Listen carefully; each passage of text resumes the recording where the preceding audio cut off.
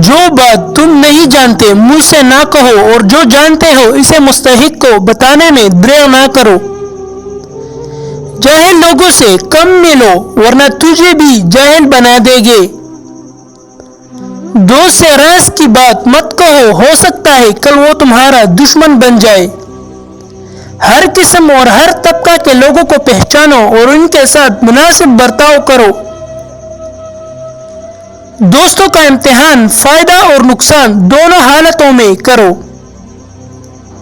زبان کے شر سے محفوظ رہنا چاہتے ہو تو خاموش رہا کرو۔ عقل مندوں کی صحبت اختیار کرو، یہ مشکل وقت میں تیری مدد کرے گی۔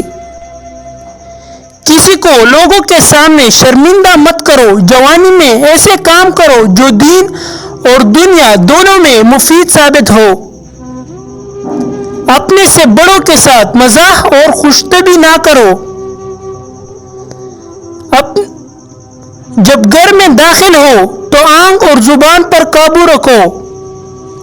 جس طرح بارش خوش زمین کو زندہ کرتی ہے، اسی طرح صحبت علماء سے دل زندہ ہوتا ہے۔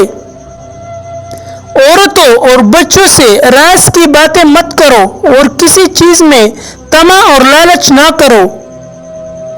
سچ بات کو مت چھپاؤ اور جھوٹ مت بولو۔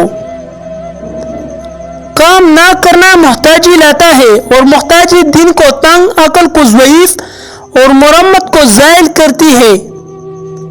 صحبت اللہ کی بہت بڑی نعمت ہے، مہمان کی اپنی حیثیت کے مطابق ضرور خدمت کرو۔